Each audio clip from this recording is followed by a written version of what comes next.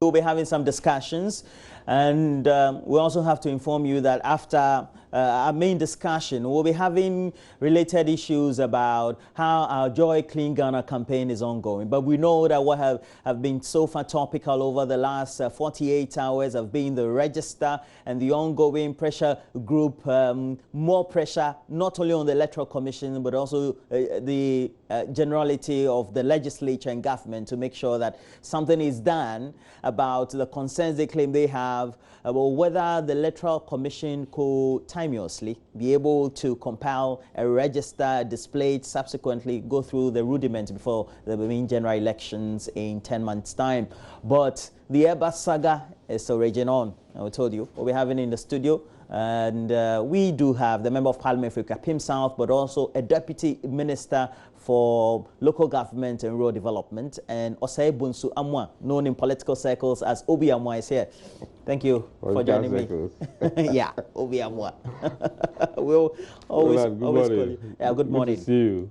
Thank you. And we'll be joined by Inusa Fuseni. He's a Member of Parliament for Tamale Central, but also has been a former minister in charge of land, forestry and natural resources in the NDC administration. And so when we're talking about the missing 500, whether they're missing, some of the missing 500 excavators and related government commitment to the Galamsey policy, we'll see how it goes. But let's start with the register. Yesterday there was the protests again. It was just a trickle down of a number of or a series of actions by the pressure group, and ultimately culminated in the march right here in Accra. Yeah. But we do know, on one hand, the Electoral Commission has consistently been meeting the stakeholders. And for me, it looks like the engagement of the stakeholders falls in line with the preparatory actions that are needed for any undertaking. Yeah. But on one hand, we have these agitations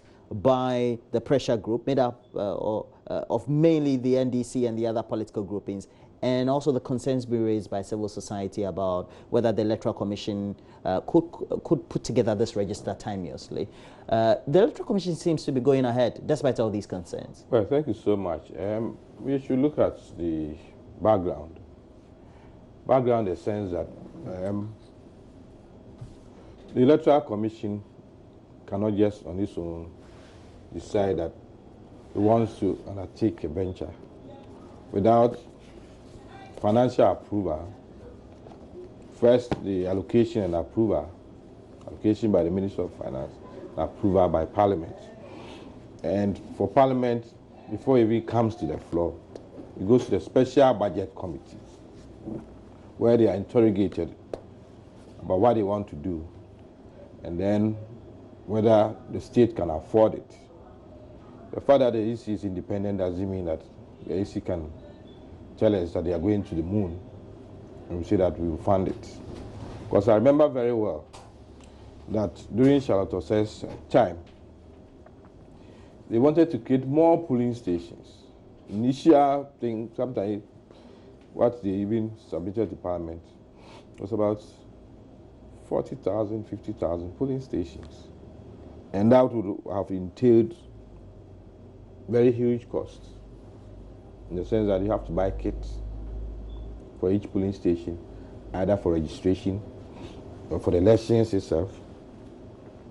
And you have to provide, especially on election day, all the items and personnel required for the exercise.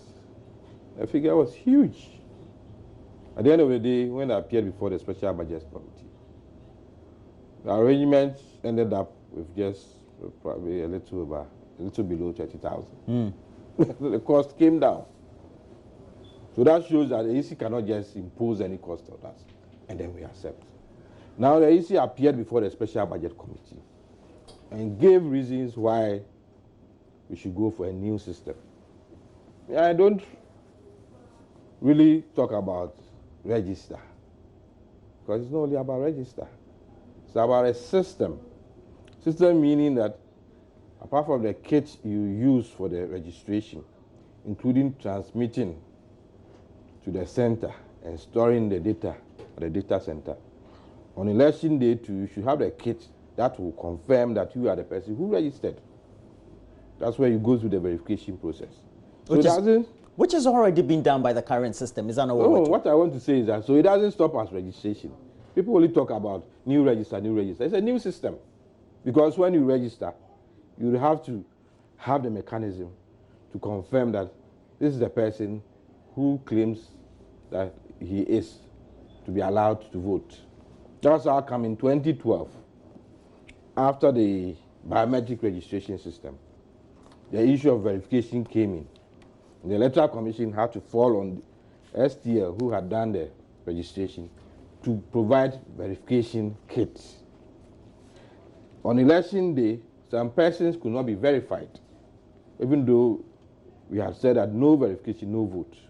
To the extent that the then president, on election day, was appealing to the Electoral Commission that please allow those who could not be verified to vote. Whether they were allowed to vote or not, as far as the law was concerned, it was illegal to allow people to vote without verification, because the CI had made it very clear that the person should be verified before he could vote. And that if you go and put your fingers on the machine and doesn't say verified, it means you cannot be given the ballot paper to go and vote. Now come 2016, the law was changed to make room for manual verification. Alongside. That if you go and you cannot be verified, you should fill a form. But all the parties should agree that you went through the process, you couldn't make it down, you should go this way. So it's a system. And I'm saying that they came before Parliament Special Budget Committee, make their case, more issues were raised, more questions were asked, they submitted all that they had to submit. On the floor of Parliament, arguments were made whether we should approve the budget plus what the exercise they want to carry out, or we should approve the budget minus that exercise. When arguments were made and it was time to vote, the minority walked out.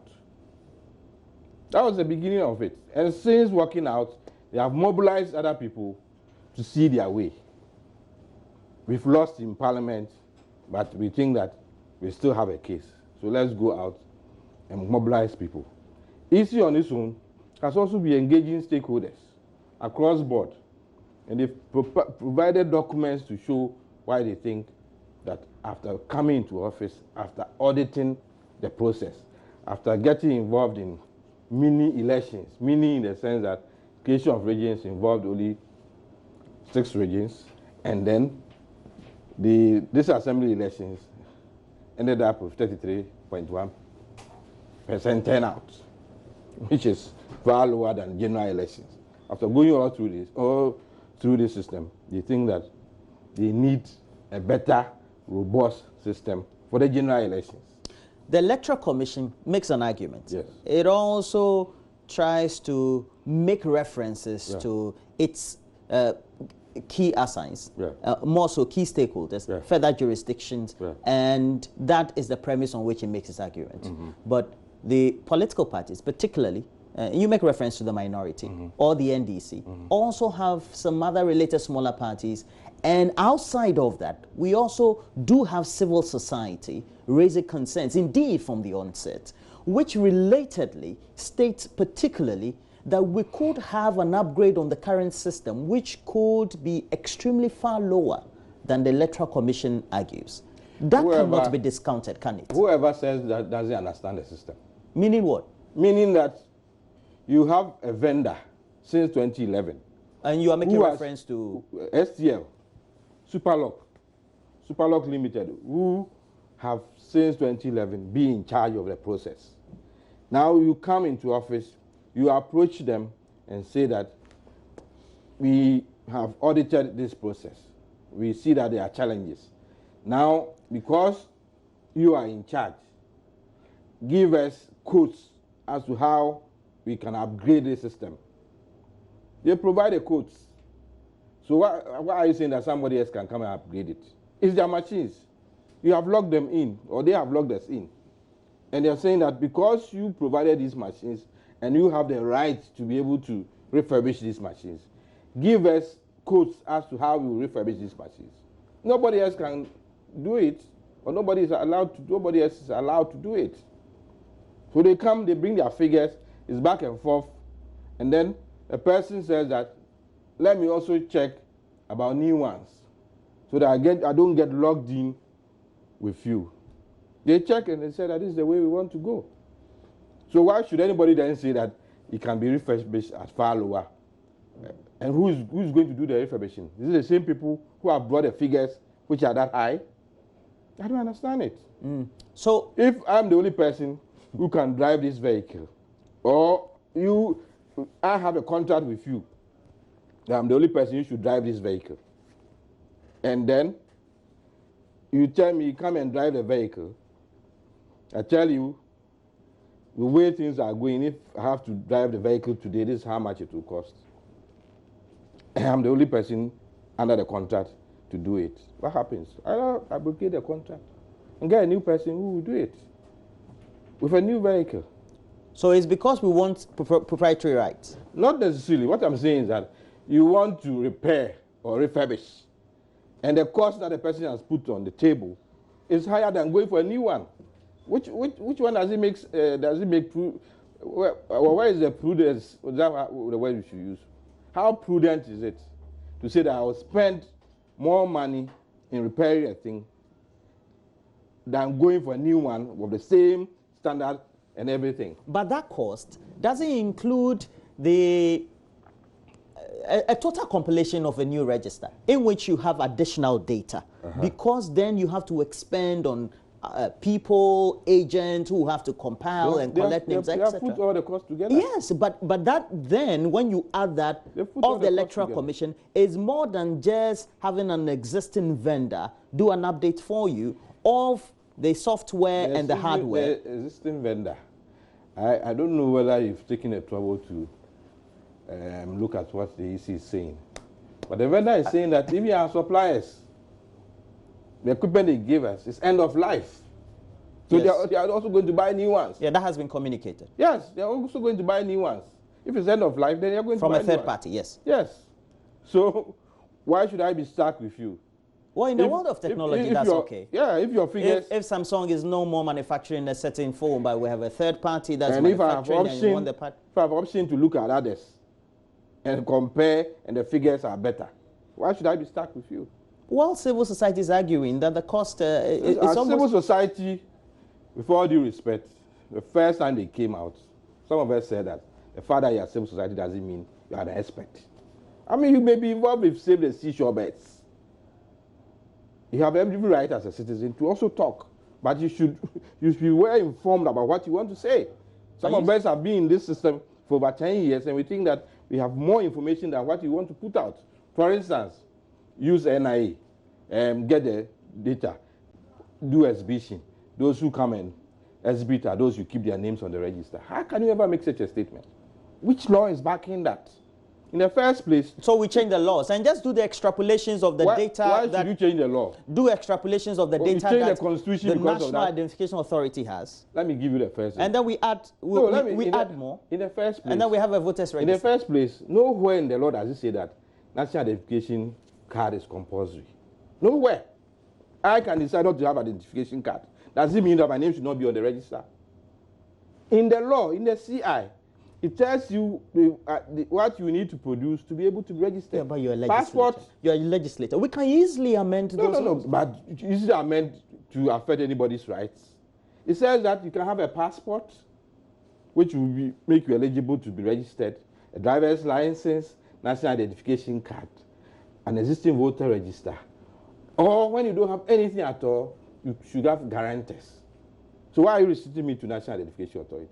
As an alternative. Within the milieu of all that is happening. It's an alternative, but now you are telling us that that is what we should use. But you're also saying staying strict to what the law says.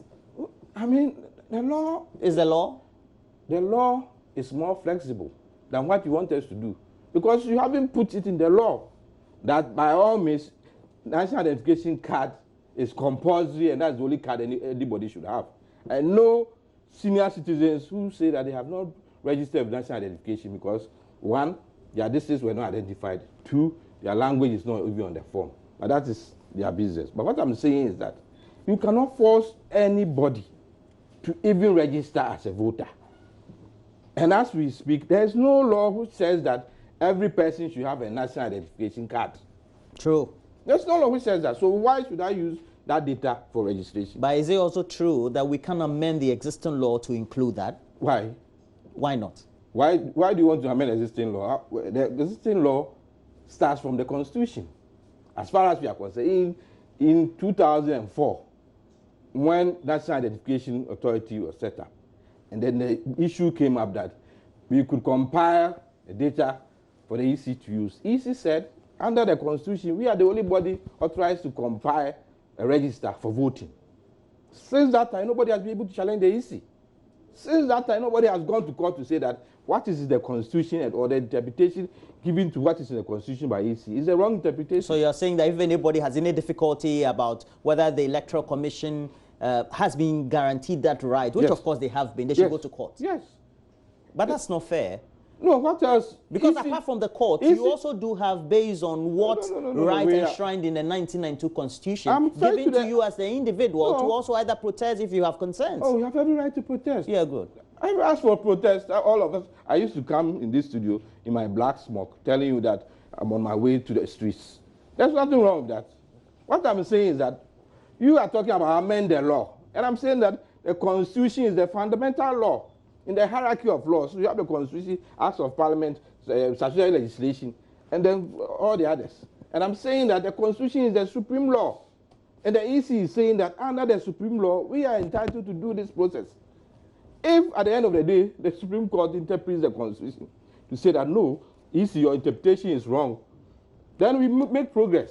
Okay. As we speak, if they are the only authority allowed to compile the register, then let them do their work. I have this. Yes. Posted by Imani Ghana. Yes. Okay. Which is also widely circulated. It says, a careful analysis of best practice in procuring biometric technology for elections in Africa shows that the Electoral Commission's proposed spending plans are inflated by 60%. In short, the EC's proposed system is brutally expensive compared to other countries in Africa, and they name the countries. Well, so we are still under rule of law. The EC has gone through a process. They submitted a budget. The budget was approved. They've gone through procurement. There's a process of procuring. They've gone through the process. Still, if that individual thinks that the cost is high, he goes to court. This is what EC is saying. This is what they have awarded. This is the cost. I can prove that what they have done is wrong, so the court should intervene. That's how a society progresses. You may make your comments all right. That, as far as I'm concerned, it's 60% higher than what should be. It happens in every procurement. It doesn't have to be EC equipment. Every procurement. You want to put up a building, you want to buy Airbus. As far as you are concerned, the Airbus is costing so much, but on paper, what has been submitted to Parliament is almost twice the figure. What do you do? Value for money audit. Value for money audit. All those things are available. So it's good to say that I've gone on the net, I checked, and 60% higher. What is the next step? So that we all make progress. If you're able to prove that, I mean, EC has shortchanged the whole nation, so be it. But we keep shifting goalposts. Initially, they even said that what EC was doing was even illegal. You've heard lawyers saying those things when they had not even studied the CI. We keep shifting goalposts. As we wrap up this conversation, based on your experiences, and you're a legislator, but also you've gone through elections, so it even adds up. But if we all study elections and the way it's been conducted, vis-a-vis the processes that could lead up to the election itself, it's been punctuated with concerns about whether a register is ready, the content or the data provided in that register, how it's displayed, and even when the stakeholders, mainly the political parties, are finished with that register. It speaks volumes about whether time could be met by this is not the first time that a register. And this has been raised. This is not the first time that a register will be compiled in election year, 2004, 2012. So this is not the first time. That's number one. Number two, the law provides guidelines. EC has brought its timetable and timelines. We want to start, all things being equal, on 18th April. We have the CI to look at. We go on 18th April to look at the police stations. Have they provided all the equipment? Are the personnel in place? Are people being given the opportunity to register? First day, at the end of the registration for the first day, there should be a printout to show the number of persons who have registered at the polling station. Now you do all this, if there are any objections, people, the law says this person cannot be registered because he's below 18, he's not a Ghanaian, he's not of sound mind, he doesn't live there. If all those things are provided, you have a provisional register. Now that provisional register is then open up for exhibition. Come and check whether the details provided on you are the details. Come and check whether somebody has been wrongly registered, which you can object. Come and check whether you can do any corrections. All those things. And then the EC is required that at the end of that exercise, within 21 days, they should provide a certified register. And that certified register is what will be used for election on election day. That is what the law says. And we are saying that as a party, one, we should be interested in training our officers who will be at the polling stations to make sure that the EC is doing the right thing. Two, we should be able to mobilize our people to go and register, which is done everywhere. Jesse Jackson was a master statistician in that, getting the people to register, because if your name is not in the register... Jesse Jackson of the U.S.? Yes. If your name is not in the register, you cannot vote. So our aim is to get people who are qualified to be registered to register. What about the related issues about how the Electoral Commission, in meeting the stakeholders, has not been able to be consistent in communicating the time when the register will be fully compiled? For example, we just recently, 2 days ago, spoke to the General Secretary of the NDC, Johnson Esiedu-Ketia, and he pointedly says the Electoral Commission told them that the register will be completed, fully finished register given to the parties and given to the country in November. The Electoral Commission, just a few days ago, met some colleagues of mine, and were told that October, that's when the register will be ready. That's in November, meaning that a month to elections. In October, meaning that it will even be earlier. So what is a big deal? What is a big deal? The law is saying that after the provisional register, you have to provide certified register within 21 days. So we all check the provisional register and make sure that it's provided. And I'm saying that if they are saying that a month before elections, the register will be available to political parties, you follow. And now they are saying that it could even be earlier. What is the issue here? I don't see. That's why I say we keep shifting goalposts. You come and listen to them. The NDC have been at IPAC with them every time. They go and listen to the EC. They say, you've made a statement, so because of that, the register cannot be compiled. Can I say that with the political parties, when you're in opposition, you disagree with the Electoral Commission? You can't say that. When you are in power... You can't say that. If you say political parties, MPP is a major political party. And we have been very consistent. Okay, the major political parties. Yes. You have been consistent. Very consistent that there should be a second look. Okay.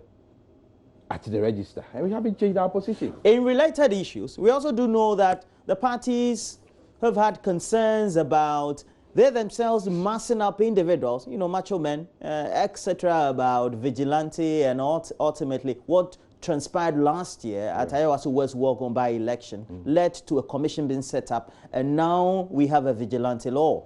But the National Peace Council had been brokering a certain impasse so that we have some level of a playing field to stop the political parties from massing up individuals called vigilante groups. And so to make headway, there was a decision that they needed to sign a certain pact. And apparently, the NDC failed to sign that, even though the MPP did. Well, we'll bring you an insert from this. And when we come back, we'll get a word or two from Obi Amwa, who is our guest here, and also just making entry, Inusa Fuseni, the Member of Parliament for Tamale Central. Stay with us. It was supposed to be the final day, but in a peace, in a peace talk, you cannot predict the finality of anything. Okay, but that's fine. But it's Chairman, already been done. So, Chairman, you are sure that you are going to get the other stakeholders to commit to the process? What are you? When do we expect that we'll commit to the process? We'll sign to the document. Didn't you see them here? Right. So they are ready to sign. It's a matter of just making the what you have done. We will prefer a note, signatories, and all that, and they will sign, and we'll take it to them for them also to sign, and we'll call the press to so that the world know that they are. So how soon should we expect this? As soon as possible. But would you say that I mean today's meeting as soon as possible? But would you say that today's meeting did not yield the needed result as you expected? Look, you are not a peacemaker. I'm a peacemaker. Right. I have been involved in dialogues, not just here. You don't expect that as soon as you go, you're going to have that. In fact, we have had 90% agreement. It's just 10%, and we will get there. Well, it looks like the National Peace Council has a lot of work on its hands, and in getting there, they need to cut or have the buy-in of the NDC. Well, we do have Inusa Fuseni also just trooping into the studio, Member of Parliament for Tamale Central. And yesterday, were you on the streets too? Yes. I was there. And you're not signing the vigilante pact? No. Why? Because we don't see any Whilst you're protesting about we're just a decision for the Electoral Commission compiling a register. Yes. So let me backtrack a little and say that, well, our decision not to sign the roadmap or the document produced by the Peace Council was largely influenced by the fact that we appear not to see any roadmap, clear, designed, defined roadmap on how to end vigilantism in this country. I mean, we have paid lip service to this matter for a very long time. And that was why when His Excellency Nana Addo Dankwa Akufo-Addo introduced the Vigilantism and Related Offences Bill to Parliament, and we did stakeholder engagement, we raised two issues. One was that it appeared the process was short-circuiting the whole negotiations that had been started by Peace Council through the or under the invitation of the President. And the second one was that the bill itself lacked conceptual clarity. We didn't know exactly what it was intended to achieve. Now, the Ayawaso Voice Wagon Commission of Inquiry was sitting and taking evidence on what happened at Ayawaso. They had also not concluded. Now, Ayawaso has since been concluded. A report has been produced. Government-wise people rubbishes the report, refuses to implement the recommendations of the Ayawaso Voice Wagon Consultant, a commission of inquiry. And then just a few days ago, our colleague in Parliament, Neil Lantevandepoy, was assaulted by hoodlums at Ododio. I mean, when he tried to report to the police, the hoodlums chased him up to the police and attacked some of his members in the presence of the police. Nothing happened.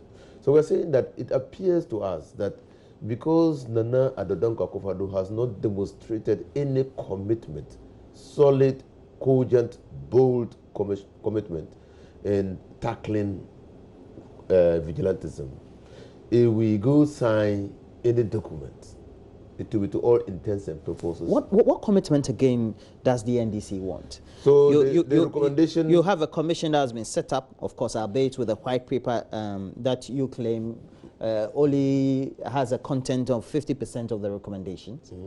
But we do have a vigilante act. Yes. Well, despite all the protestations of the minority in Parliament, it's still an act. We didn't protest. We didn't protest. I was a key. In fact, I was a key person trying to give it conceptual clarity. In fact, we worked. We worked tirelessly. So what I'm saying is that subsequent to the passage of the law, if I even pronounce on air to the annoyance of some of our sympathizers that we should just wait for the passage of the law to test the commitment of Nana Addo Dankwa Akufo-Addo, because clearly, all of us are united on the position that vigilantism is a threat to our democracy. I mean, if you don't know what vigilantists do at elections, and which is a threat to our democracy, then probably you're not understanding it. Can I take it that NDC is not signing because they want to mass up individuals as a reprisal? No. Then why are you not signing? We're not signing because we don't want lip service. Look, at Ayawaso, there was the officialization, if you want, of vigilantism. Is it not post Ayawaso that we're now having all these proceedings coming? I'm coming. So why, when they're shaving you, why are you rubbing your head? There was this group of people who were not part of the established security network, but who had been deployed to terrorize people. What has happened since Ayawaso? Have they been disbanded? Or were they disbanded during your time? Well, I'm just asking a question. Have they been disbanded? Your time? Are they still part? Is that still their jurisdiction? Is that the work that they have been given? Are they going to be part of a feature of 2020 elections? I mean, you need to be concerned about this. And if you ask such questions, you're showing commitment towards vigilantism. You see, government must start demonstrating a consistent commitment to what it has said, that we are not going to allow the vigilantism to define the trajectory of our future democracy. We don't see it. And that is why we are saying that Peace Council, yes, indeed, we were those who said, leave the matter to the Peace Council. Yes, and the Peace Council is mediated. Yes, but they have a roadmap. But indeed, the Peace Council is not government. Well, you don't think they could be the right arbiters for Nobody has ever said that the Peace Council is government.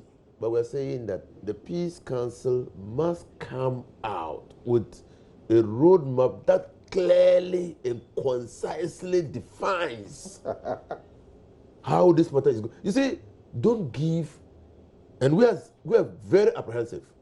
What is wrong with this roadmap? It doesn't define anything. What do you mean by it doesn't define anything? It doesn't tell us how we are going to end vigilantism, how vigilantism that we have identified in government is going to be addressed. It doesn't tell us what sanctions should be meted out to political parties, who will be held responsible. It tells us nothing. What's the intent of the law? The law. We have said that the law was a face-saving mechanism for Nana Dongo Akufo-Addo. Okay. But we as the law is law. Well, let me tell you, we as a people... As a legislator, do you agree that the law is law? Oh, the law is the law is the law is the law. But we as a parliament have an obligation to assist the executive to fashion out a law. But we knew that was a face-saving mechanism. In fact, what happened in Ayawaso attracted international condemnation and concern. And so the president needed to do something. And so he did. Obi, so where does that leave us? Well, the NDC has turned out to be the most inconsistent there's not a consistency group and party that I've come across. I mean, we carry out a debate in Parliament. They end up on the minority side. It means that what was done was not good enough. NIA. They said everybody should boycott NIA because they didn't agree with it in Parliament. And then at the end of the day, they are now advocating for NIA. It's that inconsistency. Vigilantism bill came to Parliament. He, as ranking member, was very integral in the whole process, champion of it. And all of us were involved, but we all knew that there had been a certain vacuum, lacuna, which should be filled. And that, whether we like it or not, we have laws in this country. No individual can take the law in his own hands.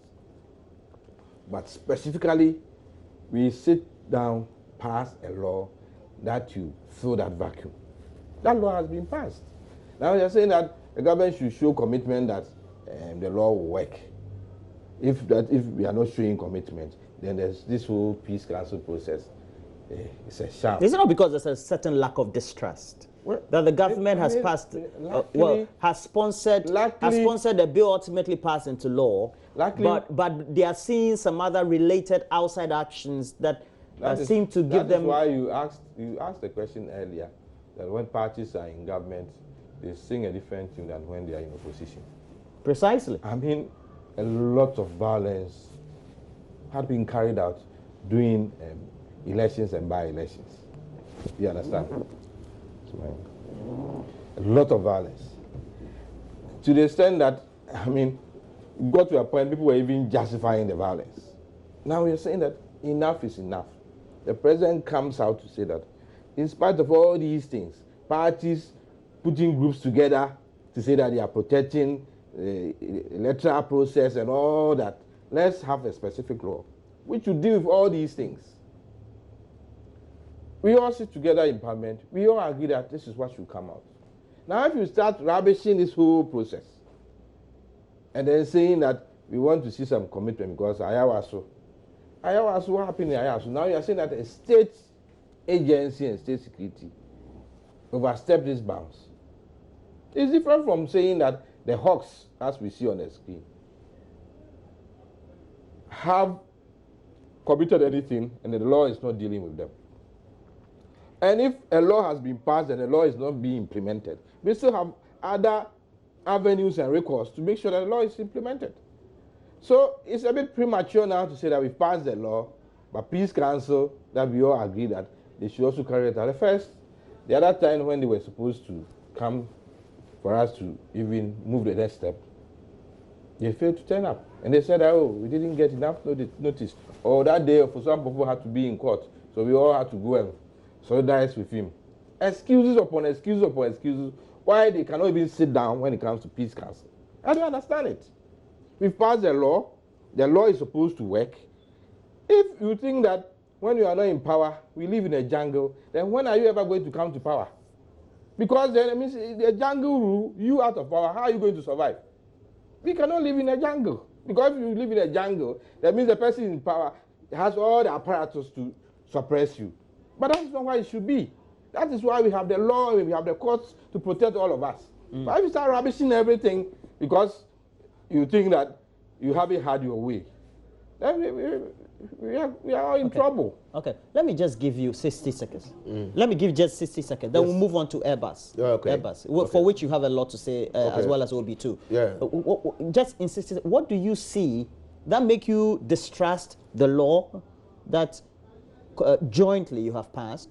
2, the roadmap, and 3, actions of government and the political party. Three sentences to answer your question. 1, government has not demonstrated any commitment since the passage of the law. What do you mean? Is it that you are seeing other groupings or what? I just gave you a demonstrable example in Odododio last week. Our colleague parliament was attacked. A member of parliament was attacked by hoodlums of the MPP brought there. Which of the groups? And the Well, I don't know. The law. We reported about which of the groups? The laws have already prescribed the groups, so you don't need to mention the groups. Yeah. So that's 1. 2, if you do a code of conduct, and like we were discussing in Parliament when they did the code of conduct for members of Parliament, and that code of conduct has no sanctions. You go there and tell them what you think should be done. All right. You don't say we're boycotting. So you are becoming too much of a party of boycott. All right. So well, opposition party.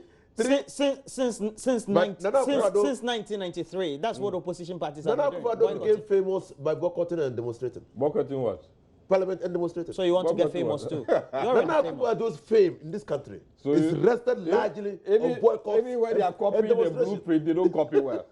They want to sit down and say, what did the MPP do? What did the MPP do to come to power? Then let's follow the same process. They are not even copying well. All right. Now, how they know the essence of press conference. MPP opposition were doing press conferences. So now let's also do press conference. They were boycotting this. And then, now they are overdoing it. It's even backfiring. Okay. Look, you agree, referendum, you agree on the floor. Now, out of the house. The last 72 hours yes, of the news media. Yeah. That time has been consumed by the Airbus scandal. Yes. International, not only local. Okay, international. Yes. You look at Reuters, Bloomberg, and now let's come forward. We know what the conversations are, etc. Yeah. The MPP convened a press conference. Now they're putting names, for example, to government official 1, intermediary 5. Right. We have intermediary 6, and subsequently, when you read that SFO judgment and also the Department of Justice, and it gives vividly what. How do we move this conversation forward? What can Parliament do, the current Parliament do in the first place, regard to this, whether investigation or otherwise? Well, in the first place, the international community has come down very hard on an international company which has admitted that they were involved in bribery, corruption, fraudulent acts. Plea bargain. They are saying that we are guilty, but please, let's do it this way so that we mitigate what has gone on. Over 4 years of investigation. And now it's come out that Ghana was part of this whole thing. All other countries, Sri Lanka, Malaysia, Taiwan, name it, all other countries, they are taking steps to make sure that this thing doesn't just end the way it's ended. Like Airbus being fined almost $4 billion, and that is the end of the matter. What led to this mitigation and this plea bargain? And for 4 years, they've tracked everything that has gone on. And if you come to Ghana, at least as far as we are aware, we purchased 3 of these planes, the CASA planes. And in 2011, in Parliament, there was a huge debate on it as to the cost of the airplane. 2015, I have a copy of the Hansard here. The same thing happened. Out of the $300 million loan that we went for peacekeeping operations, we're using $34 million to buy 1 plane. At the end of the day, the government of the day was given the benefit of the doubt. Years later, after investigations, exhaustive investigations worldwide, those who were at the center of it said that we admit that is what went on and that we are ready to pay the fine so that you don't impose harsher sentence on us. We have been mentioned, and anybody who was associated with that administration during that period, especially those who were put in charge, should be the first to say that, no, this thing should be opened up so that we You were in Parliament at the time. Listen, so that we save our reputations and we clear our names. Defense Minister, who submitted it to Parliament, and then justify why we should go for it. Remember very well in 2011, just on a single day, 3 major approvals were made before the document got to Parliament. The Cabinet did not even consider it. It was executive approval. Executive approval meaning that the head of state had given authorization that this is how it should go. Then, when it came to legal opinion, the same day the legal opinion was offered. Due diligence, the same day everything has been done. When it came to Parliament, we said, are we magicians? Who was Attorney General in 2011? 2011, who would it be? Who was Attorney General? He's talking, let him talk. Oh, okay. Whatever it is, it was the NDC Attorney General. Whatever it is. So, at the end of the day, this huge international scandal has engulfed Ghana. The way forward is to look at those who were involved and how the processes went, and we in Parliament, how far we could go in ensuring that the right thing had been done. And whether you like it or not, the buck stops somewhere. If you happen to be chairman of the Armed Forces Council, or you happen to be the president of the Republic of Ghana, you cannot keep quiet on this matter. All right. You cannot keep quiet on this matter. And then things coming out indicate that the so-called agent or consultant for Airbus was related to those who were taking the decisions, and that he even went with delegations to meet Airbus on all these negotiations. We cannot sweep it aside. You turn it upside down or go to the flip side. If this had happened during MPP time, this man sitting here, he would write books on what should be done and what has gone on. Which books have you authored?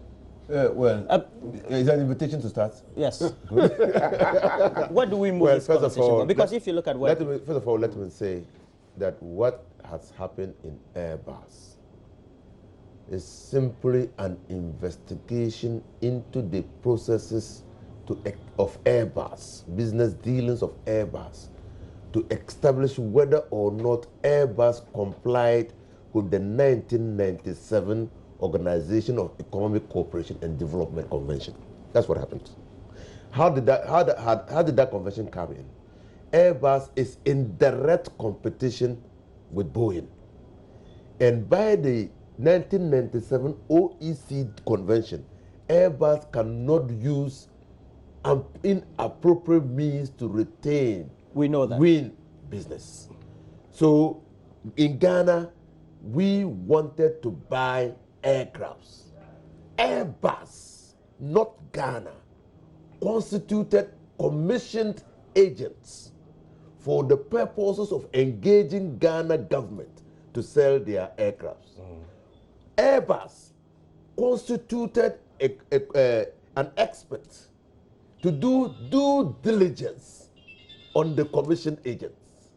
The expert commissioned by Airbus came to the conclusion that because of closeness of relation between an intermediary, specifically intermediary 5, and a decision maker in Ghana called government official number 1, there was the likelihood of infringement of the OECD convention. Airbus, then by itself, terminated the partnership agreement and nominated intermediary 8, the Spanish military and defense company, to take up the transaction. Moving forward. Airbus was that company, the Spanish military and defense company was the company that paid intermediary 5, 6, and 7 commissions. But you need to know that the agreement that we signed in Ghana between the Spanish government and the Spanish company, intermediary 8, and the government of Ghana recited on the face of the agreement that the agreement complied with OECD rules, that the agreement recognized the payment of commissions, except that commissions should not exceed 3 billion. We do understand that. Good, you understand. You are not. I'm not talking to you alone. I'm talking to the people of Ghana. But the related issue is about the background actions of key individuals leading up to that agreement being brought to Parliament. What background actions? What actions did they? Nowhere. Anybody who has read the judgment cannot fail to see. Who was Attorney General in 2011? Nowhere. Who was Attorney General First in 2011? of all, let your people understand. You see, when MPP go, your listeners, your viewers, when MPP goes into an overdrive to create the impression that some wrongdoing happened in the pitches of the it's not MPP which is going overdrive. I say it's that not, if you, many of them have not read the judgment. If you read the judgment, you'll be left in no doubt that there are many facts. That nothing went wrong in Ghana. Ghana. There are many facts contained in the judgment. Nothing went wrong in Ghana. Now the president has handed over this matter to the SF. Okay. Yes. Okay. So we have no problem. Now, the only problem we have. The office of special prosecutor is also occupied by Martin Amidu, somebody who has been an attorney general before, and within the timelines of the period, was in office. Okay. So was privy to the matter. I was just speaking to a friend. Can that also constitute some conflict of interest or some conflicted related leave it for a later day. Why? Because the president the president knows that Martin Amidu is the Attorney General. The president knows that Martin Amidu was in office during the time the aircraft was paid. The president is well aware of these facts and referred the matter to the special prosecutor. I don't have a problem. Let us cross the bridge when we get there. Do we expect him to recuse himself? Why are you trying to prejudge what is happening? You don't have to. No, I'm not like the MPP. I won't speculate. He's asking questions. But the thing has been it's not about speculation. Yeah, so let's it's about your knowledge and expertise. Let's leave him to do his work. All right. But you know the MPP, they've comprehensively undertaken a press conference in which we've had the director of communications of the party link your presidential candidate, our former president, to this matter related directly. What do you make of it as a legislature, member of the NDC, and a legal practitioner? First of all, let me say categorically and without any fear of doubt, and you can quote me in the word, what the director of communication of the MPP did by holding the press conference to name persons as being directly connected with this Airbus matter was one, unprofessional. Within the legal, please. I thought you were coming to deny some aspects. Please. Within the legal profession, it was totally unethical. Totally. If you read the judgment of the Southwark Court, the judge made it categorically clear that because of human rights considerations and the fact that those persons who are said to be connected with this matter are not criminals, have not been convicted or charged with any crime, it will be inappropriate and a potential breach of human rights to mention their names. And in any case, they might have recourse in their various countries. That's so nowhere that the judge mentioned names. Let's go ahead. Well, go ahead and take any action. Oh, I thought that you wanted to listen. I've listened. You say, no, because I when I see you as a lawyer, I feel confident. Yeah, you because said they have we all recourse. went through the same training. You said they have recourse. Let's go ahead and take and then the MPP goes ahead. This level of impunity can only happen in the MPP. Okay, so you've mentioned unethical. It's unprofessional. Impunity, unprofessional. Unprofessional. That's as far as it goes. Well, that's as far as it goes to me. Okay. But whoever is mentioned, that's not bad, is it? whoever is mentioned has a recourse, can have recourse what I'm recourse. saying. Okay. Because it's totally wrong. So the former president, per the mention of his name categorically by the MPP. But you don't know what MPP has done. Is Trump come to Ghana? Is Trump come to Ghana? How's that? Joe Biden's son works in Ukraine. Trump was vice president. Joe Biden was vice president. Trump becomes president. Joe Biden is contesting Democratic presidential primaries. How are you relating this? I don't even know. See, when people have political power and they are consumed by authority, they use their offices to try to intimidate. Unfortunately, I can't give you that. My time is up. You say go tell the Marines. Oh yeah. You're saying you can go tell the You're saying Marines. to hell with whatever. I'm saying that what he's saying has no basis. In any case, Trump today. There's no basis to say that even Joe Biden will be the candidate for Democrats. The British will say, you're saying that the British will say this is hogwash. No, very much so. It's part of the impunity. Very much so. All right, let's move on. I like your words. Obi Amwa, Member of Parliament for Ikuapem South, Deputy Minister for the Ministry of Local Government and Rural Development. And then we also do have Inusa Fuseni here, Tamale Central. He's no more going for the position. He's also a legal practitioner. Outgoing. All right, thank you very much.